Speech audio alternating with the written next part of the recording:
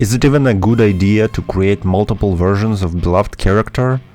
I was always skeptical about the wide alteration of Spider-Man character. Why to create this? Or this? Is it even a Spider-Man anymore? But now I know, now I see the funny side. You can make them all fight, and that's awesome.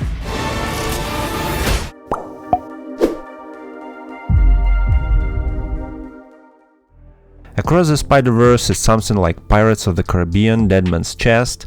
The action is rising, stakes are higher and higher, and in the moment of the highest culmination, to be continued. If that ain't teasing, I don't know what is. Creators spent more than 10 minutes on this movie, so the name is totally accurate. This is Across the Spider-Verse. If you hadn't enough in Doctor Strange, here you will get all kinds of universes and versions of Spider-Man. A regular person may recognize a few of them, when Spider-Man fans will be on cloud 9 from all Easter eggs and references. We have Spider-Car, Spider-T-Rex, Spider-Pig, Spider-Cat, thousands of Spider-Man and women, as well as Spider-Robots. But before that, this time around Gwen is even bigger character, so we start with her.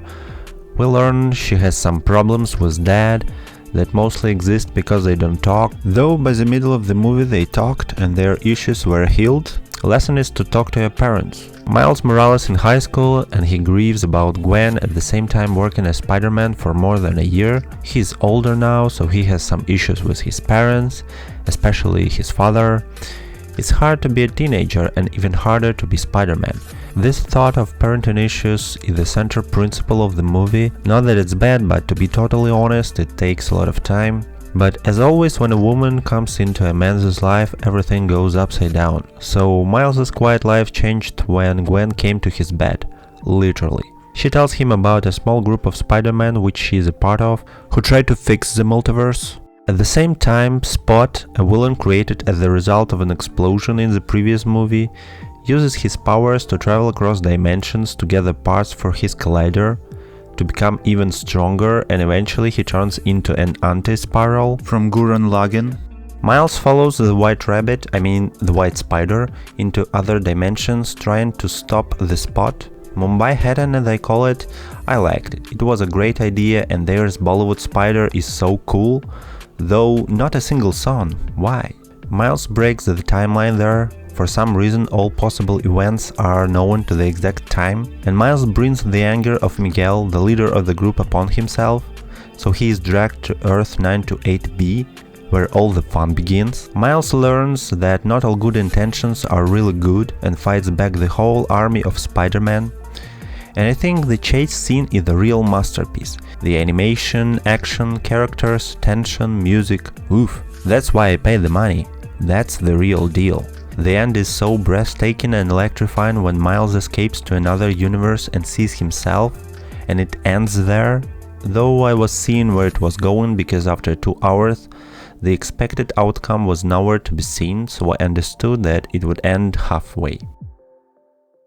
I think we will watch many videos with Easter eggs from this one, because it really woke up something nostalgic. The Venom scene is pure 10.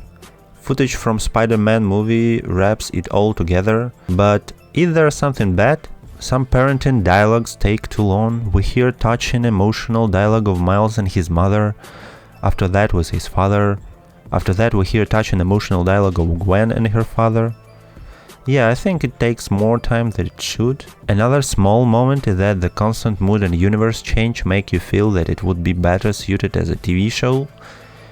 And the weakest point is that when you leave the cinema, you have a feeling that you need to wait for another year or maybe more. But I really want to praise the animation during action scenes. It knocks you down as Reinhardt charge. You feel yourself in the middle of the action, and that Spider-Man roller coaster is incredible. It amazes you, but not in a bad way like Naruto pain fight. It is a pure art of cinemation.